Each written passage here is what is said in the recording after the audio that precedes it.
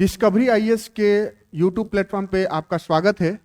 हम लोग आज जो है सौर मंडल के पार्ट 2 को देखेंगे और इससे रिलेटेड जितने भी क्वेश्चन हैं जो रेस्ट बच गए थे उसको भी इसमें लाया गया है और कुछ क्वेश्चन कल वाला जो है उसको रिपीट किया गया है। ऐसा इसलिए किया गया है क्योंकि आपका कल वाला भी जो क्लास है वो उसका भी रिवीजन हो जाए।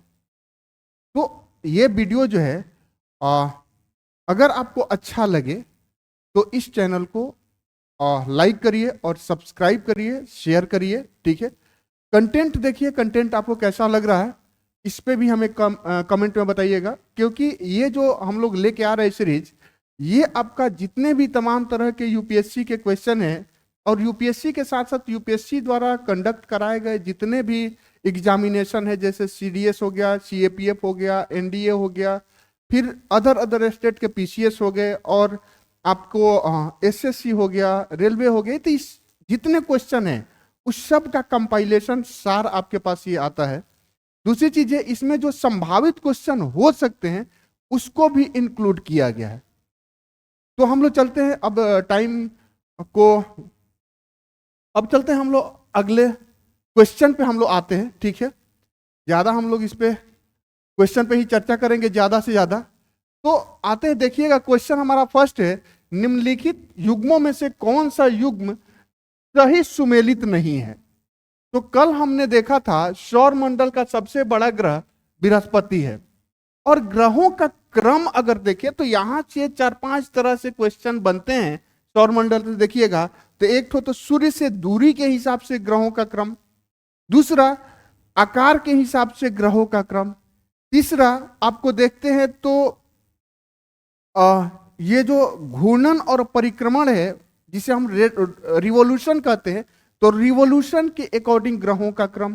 फिर आप आते हैं तो इसमें जो आपका ग्रह है और ग्रह में आप देखते होंगे कि किसका कितना उपग्रह है, इससे क्वेश्चन पूछे जाते हैं। तो इस चीज को हम लोग अभी देखेंगे। ये जो क्वेश्चन है हमारा बृहस्पति, देखते हैं तो सबसे बड़ा ग्रह कौन सा है, बृहस्पति है। अब इसके क्रम को बड़े से छोटे क्रम में हम आते हैं तो ग्रहों के आकार के हिसाब से उनका सौरमंडल में क्या क्रम है इसको हम लोग देखेंगे। तो सबसे बड़ा जो ग्रह है हमारा वह है बृहस्पति। बृहस्पति, इसके बाद से कौन सा है, शनि।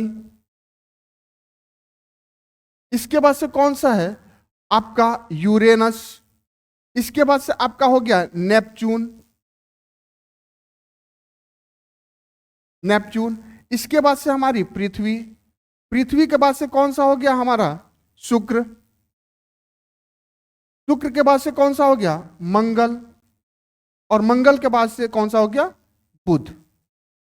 अब यहां पर जब आप देखेंगे तो ग्रहों का क्रम पूछ लेता है या पूछ सकता है आपसे कि पृथ्वी किन दो ग्रहों के बीच में अवस्थित है। तो अब पृथ्वी किन दो ग्रहों के बीच में अवस्थित है, तो सूर्य से दूरी के हिसाब से हम ग्रह के क्रम को देखेंगे।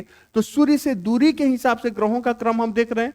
तो ये आपका अभी हम लोग देखिए आकार के हिसाब से ग्रहों का क्रम, आकार के हिसाब से ग्रहों का क्रम।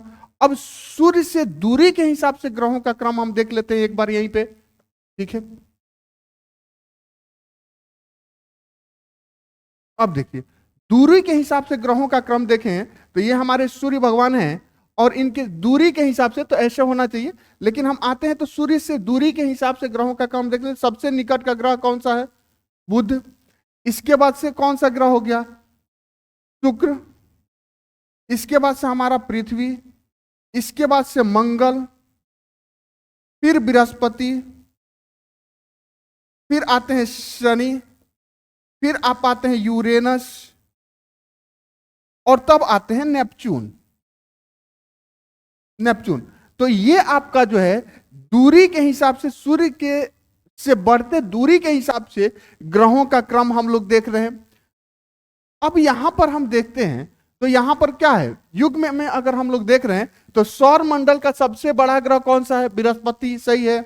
सौर मंडल का सबसे छोटा ग्रह कौन सा है, बुध। यहां पर क्रम में जब हम इसके पहले देखे थे तो हम लोग इसके बाद से सौर मंडल का सर्वाधिक चमकीला ग्रह कौन सा है? शुक्र। अब यहां पर आते हैं तो शुक्र को जो है, कल भी मैंने बताया था, ये वेनस है और सर्वाधिक चमकीला है, चमकीला है। दूसरा ये है, आपको इसको इवनिंग स्टार, मॉर्निंग स्टार, ठीक है, कहते हैं। इसे ही सिस्टर पृथ्वी का भंगिनी ग्रह या सिस्टर प्लेनेट कहते हैं। पृथ्वी का जो है भंगिनी ग्रह या सिस्टर प्लेनेट कहते हैं। अब यहां पर जो ये सबसे गर्म ग्रह है, सबसे गर्म ग्रह है। अब आखिर देखते हैं तो क्रम में बुध जो है सूर्य से सबसे नजदीक है, लेकिन यहां पर अब मैं आप लोगों से बोल रहा हूं कि शुक्र सबसे गर्म ग्रह है, जबकि बुध सबसे नजदीक का है। तो शुक्र भाई गर्म ग्रह क्यों है? क्योंकि यहां पर CO2 की मात्रा काफी अधिक है, और यहां पर CO2 की मात्रा अधिक होने की वजह से ये सबसे सौर मंडल का सबसे गर्म ग्रह है। अब यहां पर आगे चलते हैं हम लोग, तो इनका जो है जो आपका रिवोल्यूशन है ना, रिवोल्यूशन, रोटेशन और रिवोल्यूशन। रोटेशन मतलब पृथ्वी क्या करती है, अपने अक्ष पे, अक्ष पे घूमने का मतलब होता है ये अपने अक्ष पे मैं घूम रहा हूं, और अपने अक्ष पे घूमते हुए सूर्य का चक्कर लगाती है। तो जब सूर्य का ये चक्कर लगाती है उसको हम लोग बोलते हैं रिवॉल्यूशन, और अपने अक्ष पे जब घूमती है तो उसको बोलते हैं रोटेशन। तो पृथ्वी जो है रोटेट होते हुए सूर्य का चक्कर लगाती है। तो अब आता है कि कौन से ग्रह कितने समय में सूर्य का एक चक्कर लगा सकते हैं। जैसे हमारी पृथ्वी है 365 दिन और 6 घंटे में सूर्य का एक चक्कर लगा लेती है, तो बाकी अन्य ग्रहों के चक्कर लगाने का जो आपका अवधि है वह कितना है। तो इसको भी हम लोग एक बार देख लेते हैं। यहीं पे आगे जो क्वेश्चन, कल में भी इसको मैं बताया था और आज भी एक बार मैं बता देता हूं। बुध जो है, बुध हमारा है 88, ये लगभग में चल रहा है, कुछ पॉइंट में आता है, कहीं 87 होगा, कहीं 88 होगा, तो इसके लिए नहीं लेना है, लगभग 88 डेज में पूरा कर लेती है एक बार। शुक्र जो है, शुक्र जो है आपका 225 दिन में एक बार सूर्य का चक्कर लगा लेता है। पृथ्वी जो है हमारी, ये जो है 365 दिन और 2.5 डेज, या इसको बोलते हैं 365 दिन और 6 घंटे, ठीक है। तो ये दोनों हो सकता है, 365.25 डेज हो सकता है, या 365 दिन और 6 घंटे भी हो सकते हैं। इसके बाद से आते हैं हम मंगल के बारे में देख लेते हैं। तो मंगल 686 दिन। इसके बाद से आ जाते हैं, मंगल के बाद से कौन सा आ जाता है, बृहस्पति। बृहस्पति लगभग 11 वर्ष, 11 पॉइंट समथिंग वर्ष लिखा हुआ है, 11 वर्ष लेके चलिए। इसके बाद से शनि आते हैं, तो शनि 29 ईयर्स। इसके बाद से हम आते हैं तो देखते हैं तो कौन सा, यूरेनस। यूरेनस कितना, 84 ईयर लगभग। और नेपच्यून जो देखते हैं तो नेपच्यून 164 या 166 वर्ष के आसपास हम इसको देखते हैं। तो ये जो है, क्या हम लोग देखिए, अभी हम लोगों ने देखा पृथ्वी अपने सूर्य का जो चक्कर लगाती है, तो वो रिवॉल्यूशन पीरियड जो है, सौर मंडल के जितने ग्रह हैं उनके रिवॉल्यूशन पीरियड के बारे में हम लोगों ने देखा कि कौन सा ग्रह कितना टाइम लेता है। अगला क्वेश्चन पे हम लोग आते हैं, ठीक है। तो इसका जान ही रहे कि आपका जो है सौर मंडल का सबसे मंद गति करने वाला ग्रह कौन सा है, ये मंगल। ये नहीं है, ये आपका जो हो गया, अगर घूर्णन के हिसाब से देखे, रोटेशन के हिसाब से देखे, तो पृथ्वी मतलब कि रोटेशन के हिसाब से देखे तो कौन सा हो जाएगा, रोटेट। अगर रिवॉल्यूशन के हिसाब से देखें तो ये हमारा बुध हो जाएगा, 88 दिन में सबसे कम समय में सूर्य का चक्कर लगाती है, ठीक है। तो ये आपका मंगल आपका आंसर हो जाएगा, यानी कि इस युग में कौन सुमेलित नहीं है। अगला हम क्वेश्चन पे आते हैं, अगले क्वेश्चन को देखते हैं हम लोग, कौन सा, पृथ्वी स्थित है। तो अभी आप लोगों को चर्चा किया था पृथ्वी स्थित है, तो यहां पर शुक्र और मंगल के बीच स्थित है। अब यहां पर क्रम में भी बताया ही था, अभी जस्ट पहले ही बताया था कि पृथ्वी का अवस्थिति सूर्य के हिसाब से देखेंगे तो इधर आपका जो है बुध, शुक्र, पृथ्वी, मंगल, इसके बाद से मैं क्रम बताया था। तो यहां पर देखिए ना, ये पृथ्वी है तो शुक्र और मंगल हो जाएगा। अगले क्वेश्चन पे हम लोग आते हैं, अगला क्वेश्चन देखते हैं। अगला क्वेश्चन देखते हैं, ग्रहों के बारे में निम्नलिखित में से कौन सा सत्य है। अब ग्रहों के बारे में निम्नलिखित में से कौन सा सत्य है ये देखिएगा। तो ग्रह के बारे में बताया था कि ग्रह और तारे के बारे में कल भी हम लोगों ने चर्चा किया था, आज फिर अगेन चर्चा हम लोग कर रहे हैं। तो ये ग्रह तारे क्या है कि वैसा खगोलीय पिंड जिसके पास अपना जो है प्रकाश और उष्मा होता है, उसको हम लोग क्या बोलते हैं, वैसा खगोलीय पिंड जिसके पास अपना प्रकाश और उष्मा है उसे हम लोग तारा बोलते हैं। और वैसा खगोलीय पिंड जिसके पास ना तो अपनी प्रकाश है और ना ही उष्मा है और सूर्य का चक्कर लगाता है, उसको हम लोग क्या बोलते हैं, ग्रह बोलते हैं। यानी कि ये आपका वैसा खगोलीय पिंड जिसके पास ना तो अपनी प्रकाश है और ना ही अपना उष्मा है, वैसे खगोलीय पिंड को हम लोग क्या बोलते हैं, ग्रह।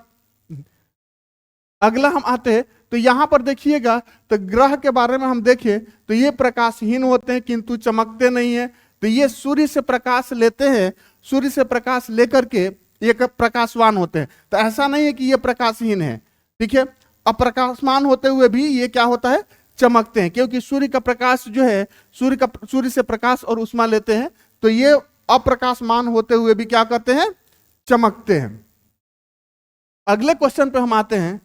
अगला क्वेश्चन हमारा है, पृथ्वी को सूर्य की परिक्रमा करने में, घूर्णन और परिक्रमण के बारे में बता दिए थे आप लोगों को। तो पृथ्वी को सूर्य की परिक्रमा करने में कितना टाइम लगता है, तो यहां पर पहले ही बताए थे कि यहां पर 365 दिन लिखा हुआ, 365.25 डेज लिखा हुआ। तो ये 365.25 डेज है, और इसको अगर कहीं कहीं पे आपको मिलेगा 365.25 के जगह पर 365 दिन 6 आवर लिखा होगा। तो ये दोनों सही हो जाएगा। अगले क्वेश्चन पे हम लोग आते हैं। अगला क्वेश्चन हमारा है, देखिए, अपने परिक्रमण पथ में पृथ्वी लगभग किस माध्य वेग से सूर्य का चक्कर लगाती है। यानी कि जो सूर्य का चक्कर पृथ्वी लगाती है, ये आपका दीर्घवृत्ताकार कक्ष में सूर्य का चक्कर लगाती है पृथ्वी। और हम लोगों ने अभी देखा ही है कि 365.25 डेज में सूर्य का एक चक्कर पृथ्वी लगाती है। अब जब सूर्य का एक चक्कर पृथ्वी लगाती है 365.25 डेज में, तो यहां पर बोलता है कि इसकी गति क्या होती है, इसका वेग क्या होता है। तो ये रिवॉल्यूशन का वेग पूछ रहा है। अगर कहें तो आपका रिवॉल्यूशन का वेग, तो अब रिवॉल्यूशन का वेग आपका हो जाता है 30 किलोमीटर प्रति सेकेंड के हिसाब से ये क्या करती है, सूर्य का चक्कर लगाती है, 30 किलोमीटर प्रति सेकंड। क्लियर है। अब अपने अक्ष पे जो इसका घूर्णन का क्या है, घूर्णन जो है वो घूर्णन की स्पीड क्या है, जैसे घूम रही है ना, तो इसकी स्पीड, ये घूर्णन हो गया। और घूमते हुए ये क्या करता है, परिक्रमण करता है, जिसे हम रोटेशन बोलते हैं। तो रोटेशन की स्पीड पृथ्वी की क्या है, तो यहां पर देखिएगा 27.83 किलोमीटर प्रति मिनट के हिसाब से ये क्या करती है, अपने अक्ष पे ये रोटेट होती है। ठीक है। अगला हम आते हैं अगले क्वेश्चन पे। तो अगला क्वेश्चन हम लोग देखते हैं, निम्नलिखित को आकार के अनुसार घटते क्रम में लगाइए, जिसे नीचे दिया गया है। तो आकार के हिसाब से घटते क्रम में तो अभी हम लोगों ने किया ही था। अब सबसे बड़ा कौन सा, बृहस्पति, तो ये आपका 1 नंबर में आ जाएगा सबसे बड़ा। इसके बाद से कौन सा, शनि, ठीक है। इसके बाद से कौन सा, यूरेनस, और पृथ्वी, यूरेनस, नेपच्यून, और तब पृथ्वी आती है।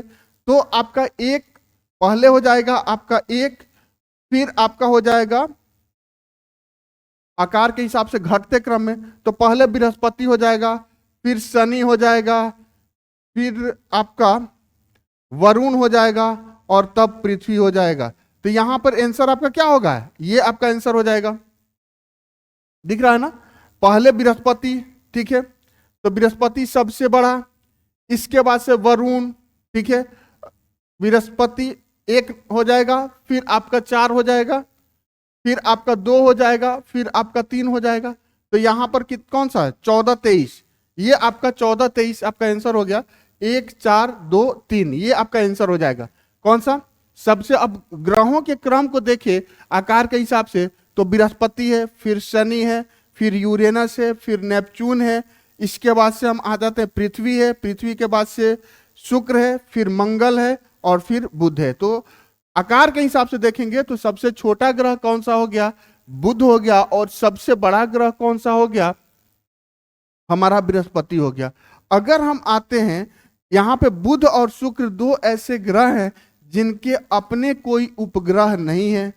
दूसरा, आपका शुक्र और यूरेनस दो ऐसे ग्रह हैं जो आपको सौरमंडल के जो क्लॉकवाइज जो है क्लॉकवाइज मूवमेंट करते हैं। पृथ्वी जो है एंटी क्लॉकवाइज मूव करती है और ये लोग जो है क्लॉकवाइज मूव करते हैं। अगला क्वेश्चन पे हम आते हैं। अगला क्वेश्चन है ये, गोल्डीलॉक्स जोन। गोल्डीलॉक्स जोन शब्द निम्नलिखित में से किसके लिए? तो गोल्डीलॉक्स जोन जो शब्द लाया गया है, बाह्य अंतरिक्ष में पृथ्वी जैसे ग्रहों की खोज के लिए इस शब्द का यूज किया गया, और ये यूपीएससी का पूछा हुआ क्वेश्चन है, 2016 का या 2015 का क्वेश्चन पूछा हुआ है। अगले पे हम आते हैं।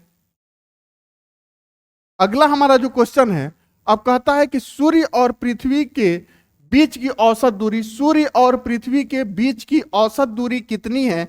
तो सूर्य और पृथ्वी के बीच की औसत दूरी आपका जो होगा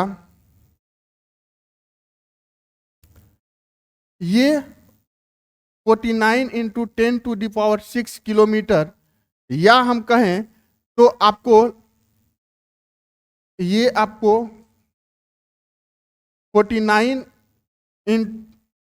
49 मिलियन किलोमीटर, ठीक है। तो ये आपका जो आंसर हो जाएगा, इसमें जो सबसे उपयुक्त आंसर होगा आपका ये आंसर हो जाएगा। अब आते हैं तो पृथ्वी और देखिए, अब पृथ्वी और सूर्य के बीच की औसत दूरी कितनी है? 149 मिलियन किलोमीटर, ठीक है। या इसको बोले तो 149 इंटू 10⁶ किलोमीटर, ये दोनों रहता है।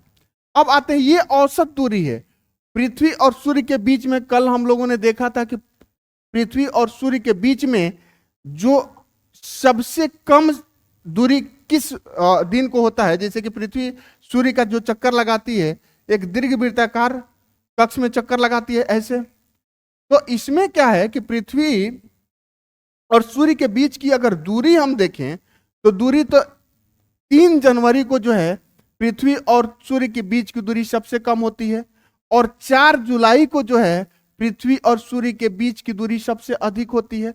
तो जो 3 जनवरी को पृथ्वी और सूर्य के बीच की दूरी सबसे कम होती है तो उसको बोलते हैं प्रीहेलियन, और 4 जुलाई को 3 जनवरी को प्रीहेलियन बोलते हैं, और 4 जुलाई को अपहेलियन बोलते हैं, हेलियन। अब प्रीहेलियन में क्या होता है कि प्रीहेलियन में पृथ्वी और सूर्य के बीच की दूरी सबसे कम, अपहेलियन में पृथ्वी और सूर्य के बीच की दूरी सबसे अधिक। तो जब पृथ्वी और सूर्य के बीच की दूरी सबसे अधिक होती है तो उसको क्या बोलते हैं? अपहेलियन बोलते हैं। और ये कब होता है? 4 जुलाई को होता है। और पृथ्वी और सूर्य के बीच की दूरी जब सबसे कम होती है तो उसको हम लोग बोलते हैं प्रीहेलियन, और इसका जो समय होता है 3 जनवरी का होता है। अब आती है कि इस दिन को 3 जनवरी और 4 जुलाई के बीच पृथ्वी और सूर्य के बीच की दूरी होती कितनी है? तो ये जो होता है 147 मिलियन किलोमीटर, और ये जो है अपहेलियन के समय 152 मिलियन किलोमीटर के होता है। 152 मिलियन किलोमीटर और 147 मिलियन किलोमीटर। तो प्रीहेलियन के समय जब पृथ्वी और सूर्य के बीच की दूरी सबसे कम होती है, वो उस समय जो उनके बीच की दूरी कितनी होती है? तो 147 मिलियन किलोमीटर, और ये 152 मिलियन किलोमीटर। यहां तक क्लियर है? अब अगला क्वेश्चन पे हम लोग आते हैं। अगले क्वेश्चन पे चलते हैं। देखिए, अब कह रहा है कि सूर्य से पृथ्वी की दूरी कितनी है? तो सूर्य से पृथ्वी की दूरी हम देखते हैं तो आपको 149.6 मिलियन किलोमीटर। अब ये आपका जो स्थिति है ये अपहेलियन का स्थिति है, अपहेलियन का, और ये जो है आपका प्रीहेलियन का। अब प्रीहेलियन का याद रखने के लिए पहले पीटी होता है, तो पीटी प्री, और अप यानी कि बाद में जो होता है मेंस होता है।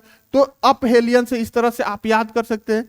पहले पीटी होता है तो पीटी प्री कर लीजिए, तो प्री हेलियन हो गया, और अप हेलियन बाद में। तो सबसे दूर आपका अप हेलियन और सबसे नजदीक आपका प्री हेलियन। और औसत दूरी कितना, तो इतना औसत दूरी आपका हो जाएगा पृथ्वी और सूर्य के बीच की औसत दूरी।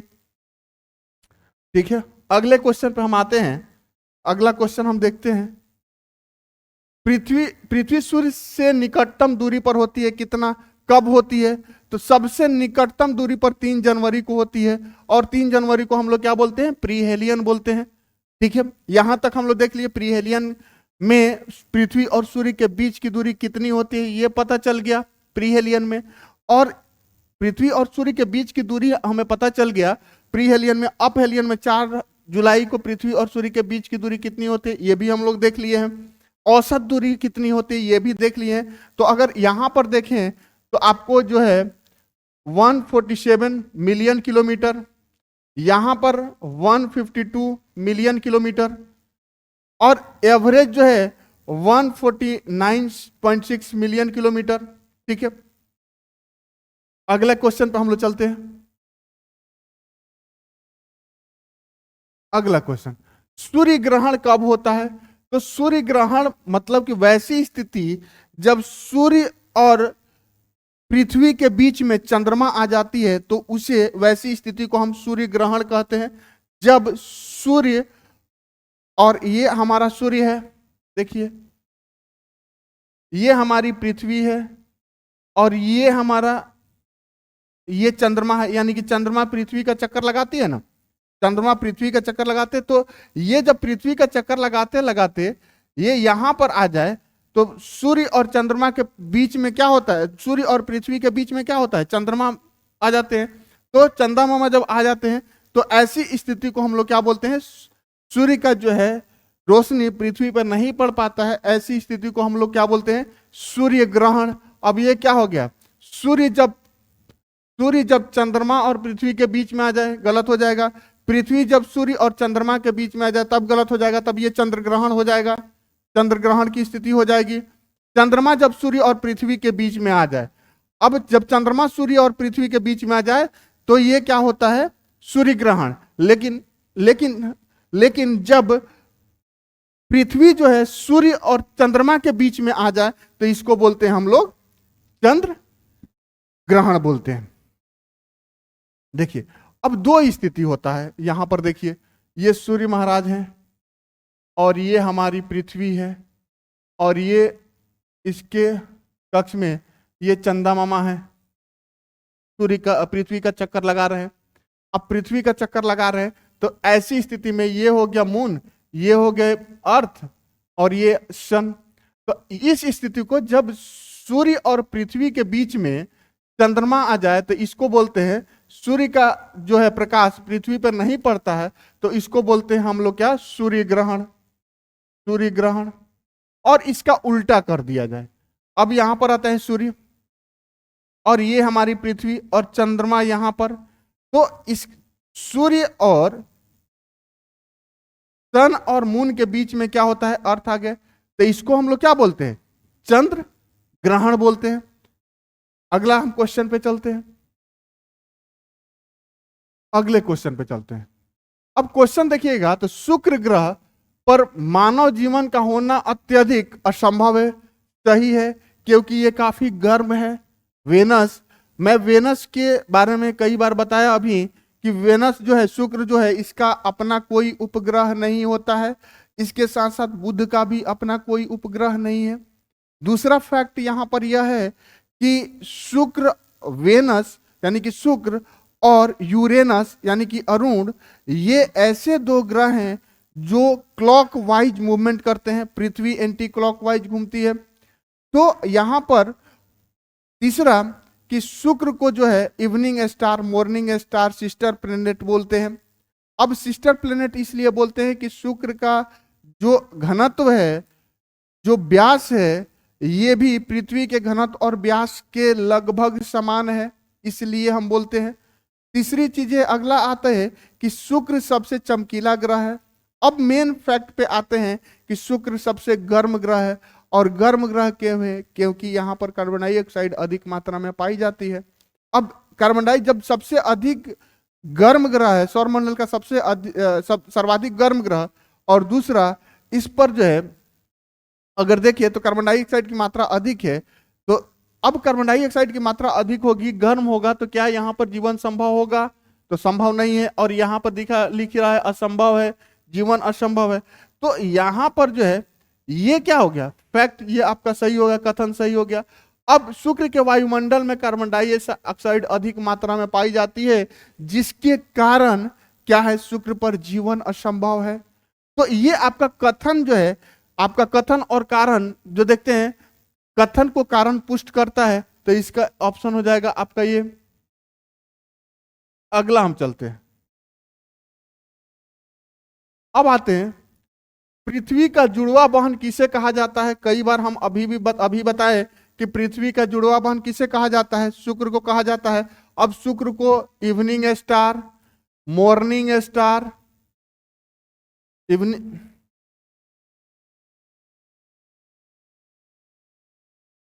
Evening star, morning star, sister planet, सर्वाधिक चमकीला,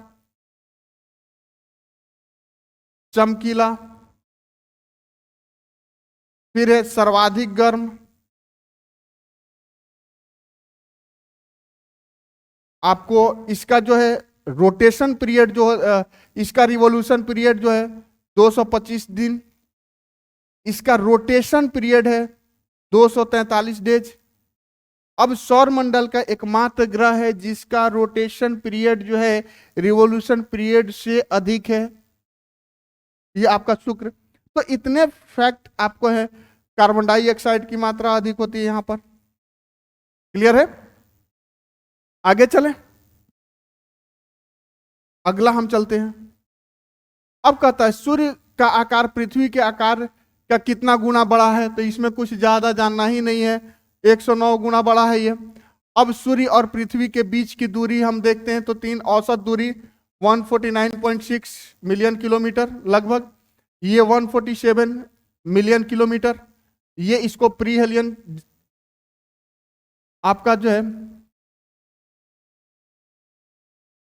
3 जनवरी 152 मिलियन किलोमीटर, 152 मिलियन किलोमीटर, 4 जुलाई इसको बोलते हैं अपहेलियन,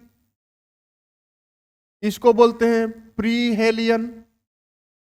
ठीक है, ये सूर्य और पृथ्वी की औसत दूरी। ठीक है, अब यहां पर क्लियर है, आगे चले,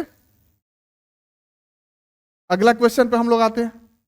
अब देखिएगा तो निम्नलिखित ग्रह युग्मों में से कौन सा बिना उपग्रह का ग्रह है, उपग्रह का ग्रह है, उपग्रह। अब ये उपग्रह के बारे में हम कल वाले वीडियो में बता चुके थे, तो बार बार बताएंगे तो वो टाइम ज्यादा लगेगा। अब हम आते हैं तो पहले अभी कुछ देर पहले ही बोले थे बुध और बिना उपग्रह का, बुध और शुक्र, बुध और शुक्र बिना उपग्रह वाले ग्रह हैं, बुध और शुक्र।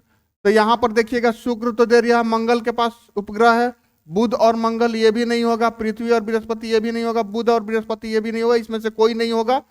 अब आते हैं युग में देखेंगे तो बुध और शुक्र यही एकमात्र ग्रह है जिसका कोई उपग्रह नहीं है, बुध और शुक्र। तो इसमें ऑप्शन में नहीं है, ऑप्शन में आपका ई होगा, और इसमें से कोई नहीं, तो या एक से अधिक, तो इसमें से कोई नहीं है। तो आप आंसर आप देखेंगे तो बुध और शुक्र होना चाहिए। बुध और शुक्र ऐसे ग्रह हैं जिनके अपने कोई नेचुरल सैटेलाइट उपग्रह नहीं है। अगले क्वेश्चन पे आते हैं, अगला आता है। तो अगले क्वेश्चन को देखिएगा तो निम्नलिखित में से किस एक को भोर का तारा के नाम से जाना जाता है, भोर के तारा के नाम से जाना जाता है, किस ग्रह को भोर के तारा के नाम से जाना जाता है। तो अभी जस्ट ही हम लोगों ने देखा था कि आपको शुक्र को भोर के तारा के नाम से, मॉर्निंग स्टार, इवनिंग स्टार, सर्वाधिक चमकीला, सर्वाधिक गर्म, ठीक है, ये क्लॉकवाइज मूवमेंट करने वाला, ठीक है। तो ये आपका हो गया सूर्य से आपका दूसरा ग्रह, ठीक है। बुध में आते हैं तो बुध सबसे छोटा ग्रह है, सर्वाधिक सूर्य से सबसे नजदीक का ग्रह। अगले क्वेश्चन पे आते हैं, अगला क्वेश्चन देखिएगा, तो सूर्य के पृथ्वी के मध्य ग्रह है, यानी कि ये हमारे सूर्य भगवान हो गए, यहां पर बुध, यहां पर कौन सा, शुक्र, यहां पर पृथ्वी। तो सूर्य और पृथ्वी के मध्य, अर्थ के मध्य। अब यहां पर हम देखते हैं, तो ये आपका हो गया बुध और शुक्र, तो बुध और शुक्र आपका ये सही हो जाएगा। अगले क्वेश्चन पे हम आते हैं, अगले क्वेश्चन पे हम चलते हैं। तो अगला क्वेश्चन है, देखिए, सूर्य से दूरी के क्रम में निम्नलिखित में से कौन सा दो ग्रह मंगल और यूरेनस के बीच में अवस्थित है? मंगल और यूरेनस के बीच में, तो आपको आते हैं बुध सबसे नजदीक, शुक्र, उसके बाद से हम आ जाते हैं पृथ्वी, पृथ्वी के बाद से आ जाते हैं मंगल, मंगल के बाद से कौन सा आ जाता है, बृहस्पति, बृहस्पति के बाद से आते हैं शनि, और शनि के बाद से कौन सा, यूरेनस। अब ये बोल क्या रहा है, मंगल और यूरेनस के बीच में कौन से ग्रह हैं? तो मंगल और यूरेनस के बीच में कौन से ग्रह हैं? तो बृहस्पति और शनि, दो ग्रह हैं, बृहस्पति और शनि आपका आंसर हो जाएगा। अगले क्वेश्चन पे हम आते हैं। अगला क्वेश्चन हमारा क्वेश्चन नंबर 19 है, विषुवत रेखा है। अब विषुवत रेखा क्या है? ये आपका पृथ्वी है, और पृथ्वी को दो बराबर भागों में बांटने वाली काल्पनिक रेखा को हम लोग क्या बोलते हैं? विषुवत रेखा, भूमध्य रेखा, इक्वेटर, ठीक है, ये सब इसी का नाम है। 0 डिग्री अक्षांश रेखा, ये सब इसी का नाम है, ठीक है। तो अब ऑप्शन में देख लीजिएगा, उत्तर और दक्षिण ध्रुवों को जोड़ने वाली रेखा नहीं होगा, उत्तर और दक्षिण ध्रुवों के बीच, बीचों बीच पृथ्वी के गिर्द घूमने वाली काल्पनिक रेखा, ये आपका सही हो जाएगा। अब अगला क्वेश्चन पे हम आते हैं। अगला क्वेश्चन देखिएगा, तो अगला क्वेश्चन आपका आता है, अफ्रीका की कौन सी नदी मकर रेखा को 2 बार काटती है? मकर रेखा को 2 बार काटती है। अब आते हैं मकर रेखा, तो मकर रेखा देखते हैं, तो ये आपका पृथ्वी है, और पृथ्वी ये आपका कौन सा है? भूमध्य रेखा। 0 डिग्री अक्षांश को भूमध्य रेखा भी बोलते हैं, क्योंकि ये भूमि को 2 बराबर भागों में बांटती है। विषुवत रेखा भी बोलते हैं, इसको इक्वेटर भी बोलते हैं, और इसके 23.5 डिग्री साउथ और 23.5 डिग्री नॉर्थ। अब 23.5 डिग्री साउथ आते हैं, 23.5 डिग्री साउथ और 23.5 डिग्री नॉर्थ। अब 23.5 डिग्री साउथ और 23.5 डिग्री नॉर्थ, तो ये 23.5 डिग्री नॉर्थ को हम लोग बोलते हैं कर्क रेखा, इसी को हम लोग ट्रॉपिक ऑफ कैंसर बोलते हैं। ये आपका जो है, इसको मकर रेखा बोलते हैं, 23.5 डिग्री साउथ को मकर रेखा या ट्रॉपिक ऑफ कैप्रिकॉर्न बोलते हैं। अब यहां पर आता है, क्वेश्चन आता है कि मकर रेखा को मकर रेखा को 2 बार काटने वाली नदी कौन सी है? तो ये आपका जो है लिम्पोपो नदी है। लिम्पोपो नदी मकर रेखा को 2 बार काटती है। अगले क्वेश्चन पे हम आते हैं, तो अगला क्वेश्चन आता है ट्रॉपिक ऑफ कैंसर। अब ट्रॉपिक ऑफ कैंसर अभी जस्ट बताए थे कि 23.5 डिग्री उत्तरी अक्षांश को हम ट्रॉपिक ऑफ कैंसर बोलते हैं, 23.5 डिग्री उत्तरी अक्षांश को ट्रॉपिक ऑफ कैंसर बोलते हैं। क्योंकि मैं बाद के वीडियो थोड़ा सा फास्ट हो गया है, बाद के क्वेश्चन थोड़ा फास्ट किए हैं। अब इसका जो है आपका जो पृथ्वी के अक्षांश देशांतर कर्क रेखा, मकर रेखा, कर्क रेखा पर अवस्थित किन किन देशों से होकर के गुजरती है, विषुवत रेखा किन किन देशों से होकर गुजरती है, मकर रेखा किन किन देशों से होकर गुजर रही है, और कर्क रेखा को काटने वाली, मकर रेखा को 2 बार काटने वाली, भूमध्य रेखा को 2 बार काटने वाली, ठीक है, नदी कौन सी है, इसके बारे में जब हम अगले वीडियो में आएंगे तो उसमें इस तरह के तमाम क्वेश्चन को, भूमध्य रेखा का क्या महत्व है, कर्क रेखा, मकर रेखा का क्या महत्व है, इन सब चीजों को हम अगले वीडियो में डिस्कस करेंगे। आज तक के लिए यहीं तक, चलिए, ओके, थैंक यू।